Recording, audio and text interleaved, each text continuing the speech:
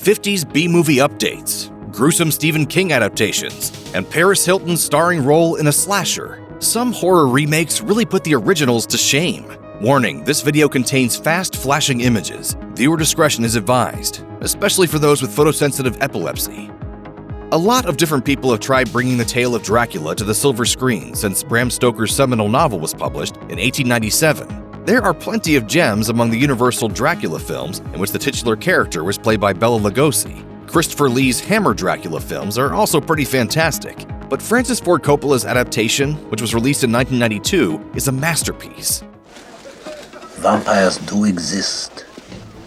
Stoker's novel is a gothic romance, mixing lust, tragedy, and horror to great effect. Coppola's film breathes life into the text, making many of its most memorable moments into something even more stunning.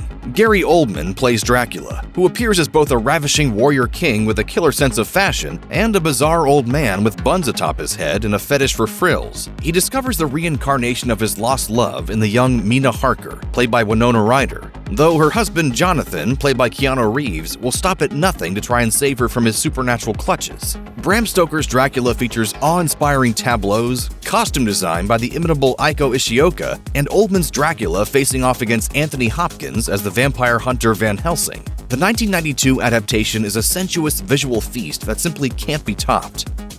It's unlikely you've seen the 1960 version of Little Shop of Horrors, unless you were duped by the cover art pretending that Jack Nicholson is the star. As a result, 1986's musical, starring Rick Moranis, Ellen Greene, and Steve Martin, remains the ultimate Little Shop of Horrors. Featuring music from Disney Renaissance legends Alan Menken and Howard Ashman, and directed by Miss Piggy and Yoda himself, Frank Oz, everything about 1986's Little Shop of Horrors is an absolute marvel. Ultimately, it's the masterful puppeteering work of Audrey II that makes the film truly untouchable. Thanks to Oz's background working with the Jim Henson Company, he was able to wrangle some of the best puppeteers in the business. Oz's film is a love letter to the B-movie roots of the original film that elevates absolutely every element to perfection. Moranis and Green are superb leading players, and it's impossible to hear Suddenly Seymour without wanting to sing to your heart's content.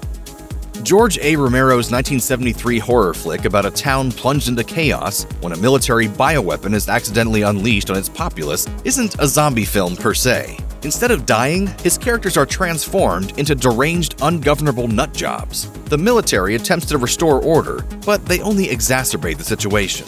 Romero's notion of regular, seemingly reasonable Americans becoming suddenly unhinged has plenty of potential, but budgetary constraints, slack pacing, and poor performances undermine his film at every turn.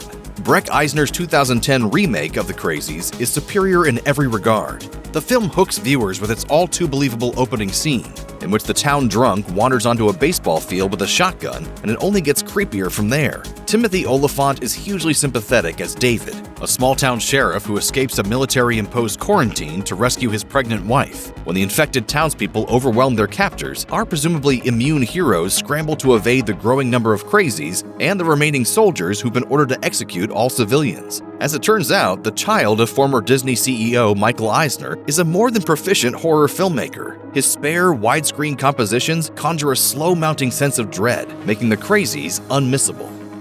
Stephen King has been one of the unquestioned kings of horror storytelling for decades, but many adaptations of his stories have failed to live up to the source material. The original It miniseries featured an incredible performance from Tim Curry as Pennywise, but was ultimately a compromised version of King's sprawling horror epic. Warner Brothers finally gave Pennywise his time to shine in 2017, when director Andy Muschietti's It arrived in theaters, shattering expectations and box office records. Now you're the one who's afraid. Muschietti opted to divide the huge novel into two parts, with the first film focusing on the Losers Club as kids in Derry, Maine in the 80s. As a result, 2017's It was able to tap into childhood nostalgia for the decade, offering a certain charm not unlike Stranger Things. The movie was also aided greatly by a stellar performance from Bill Skarsgård as Pennywise the Clown. While 2019's It Chapter 2 was always going to have a near-impossible task, that takes nothing away from what the first film was able to accomplish. Not only does it rank as a better remake, but it's quickly become one of the greatest King adaptations ever made. John Carpenter's The Thing is technically a remake of the 1951 sci-fi film The Thing from Another World, but it has some major narrative differences that place it a step above its predecessor. Both films are based on the story Who Goes There by John Wood Campbell Jr., but Carpenter's version is a more successful adaptation in terms of remaining true to the source material. For instance, Carpenter's The Thing includes the alien creature's ability to shapeshift, while the 1951 version does not. The Thing's ability to assume the shape of other life forms is a major source of tension in Carpenter's film, fueling the distrust and paranoia the crew members have for one another. Additionally, The Thing is simply just scarier than its black and white ancestor. The Thing from Another World has some unintentionally hilarious moments that were probably more terrifying when it was made, that don't hold up all these years later. For instance, the creature in the original film is just a guy in a goofy costume. Meanwhile, the creature in The Thing still looks absolutely disgusting and horrifying 30 years after the film's debut. 1980's Friday the 13th is easily one of Sean S. Cunningham's worst directing efforts. The dialogue and characterizations are listless, the script repeatedly telegraphs its major plot twist, and the film often looks shockingly amateurish. The true star of the 1980 original is makeup effects legend Tom Savini, whose inventively bloody kills were the main reason the film was able to separate itself from its competition. The fact that the Michael Bay-produced 2009 remake of Friday the 13th outclassed its predecessor in terms of filmmaking is hardly surprising. If anything, it's a little too sleek for a slasher flick. Fortunately, the screenplay was written with tremendous affection by franchise fans Damian Shannon and Mark Swift, who turned Jason Voorhees into a more hulking, brute-force predator than he was in the previous movies. In fact, this might be the only time outside of the final chapter that Jason has been truly scary. While the remake was a box office success, it failed to spawn a single sequel. David Cronenberg is responsible for more than his fair share of genre classics, including Scanners and Videodrome. But the filmmaker arguably gave us his crowning achievement in 1986 with his remake of The Fly. It's entirely possible that without this remake, the original 1958 film might have run the risk of being buried by the sands of time.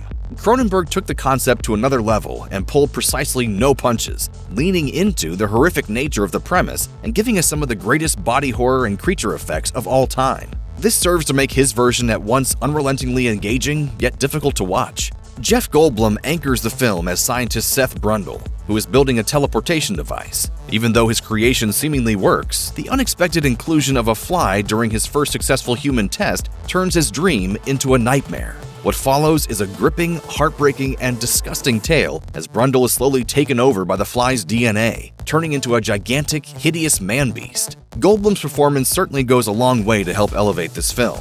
Gina Davis, who plays Brundle's girlfriend Veronica, also deserves a tremendous deal of credit as she has to follow him down this horrifying rabbit hole. Along with their stellar performances, some impressively disturbing visuals make this version of The Fly leaps and bounds better than its predecessor.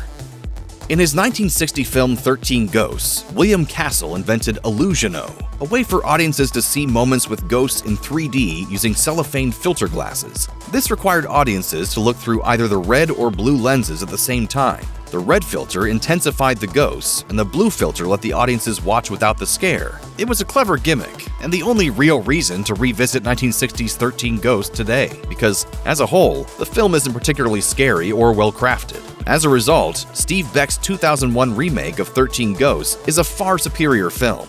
How close is it? Close enough to hurt you? Go, go, go, go!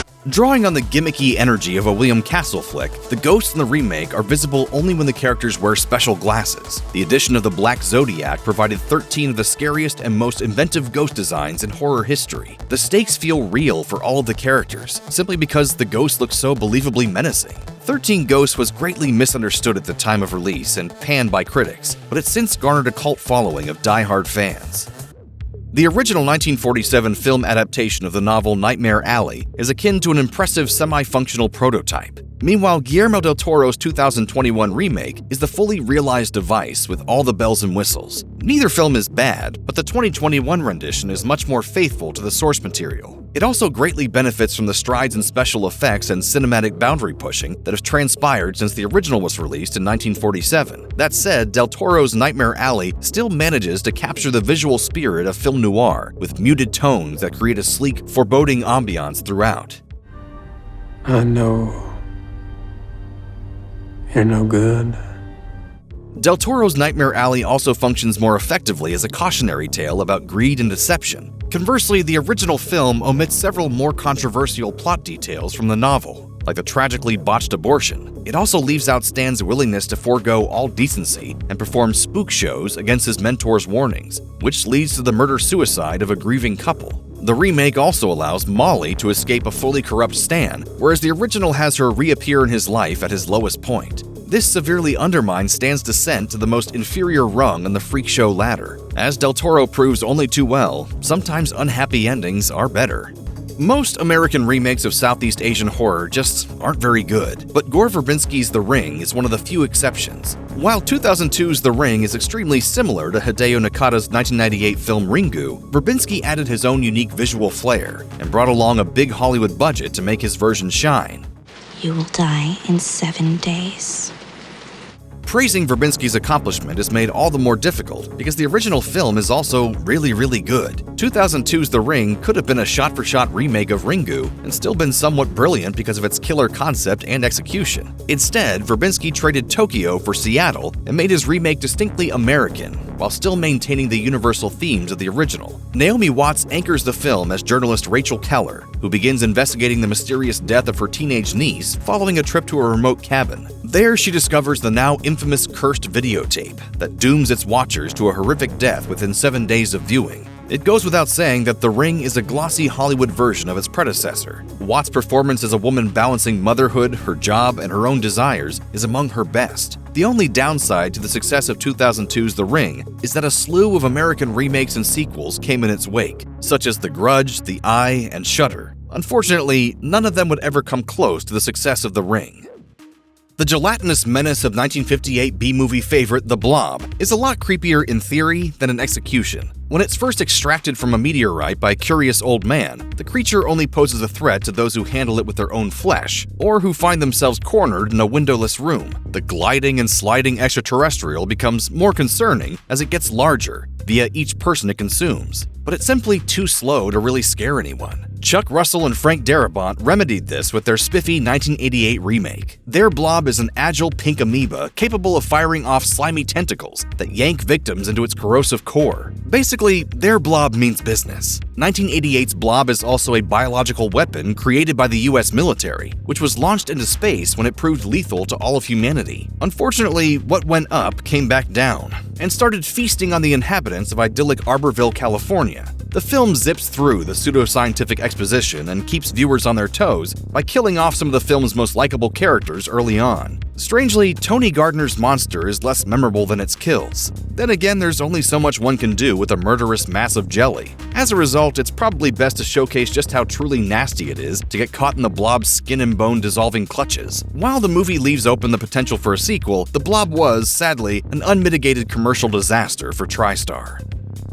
The 2005 slasher House of Wax has barely any similarities to the 1953 original, starring Vincent Price, and this is absolutely to the benefit of Jaume Collet-Serra's updated interpretation. The original, also a remake of 1933's Mystery of the Wax Museum, was a landmark film in horror history, as the very first color 3D feature film from a major American studio. But what makes 2005's House of Wax such a fantastic remake is that director Collet-Serra leaned into the tropes of the 2000s slasher boom, and wasn't afraid to revel in the ones that would define the era. The film was famous for its See Paris Die marketing campaign, a reference to the promised death of a character played by Paris Hilton. My mom was like, oh, that was really weird seeing my daughter killed, but...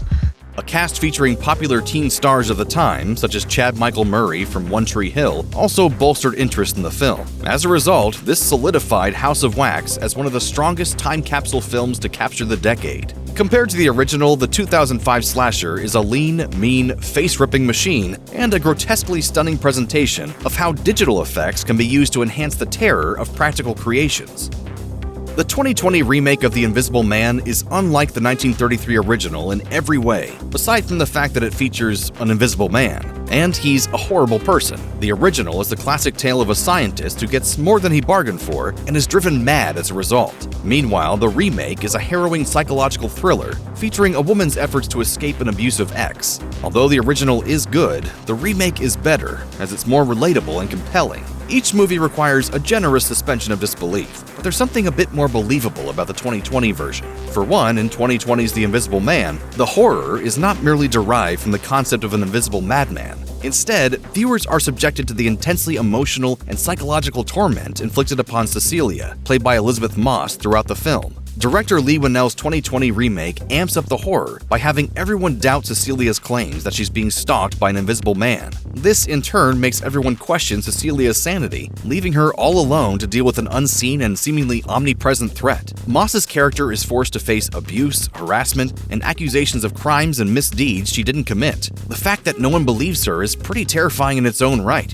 so the invisibility aspect functions as an extra shot of espresso in an already terrifying movie. The 2020 remake ends with revenge, while the original does not contain any sort of meaningful or satisfying catharsis. Finally, the remake is more engaging because the viewers are pulled into an intimacy with the film's protagonist, as the audience is the only other party privy to her ex's sadistic games. Throughout The Invisible Man, viewers share in Cecilia's frustration, helplessness, and rage, and root for her to finally escape from the clutches of an invisible maniac.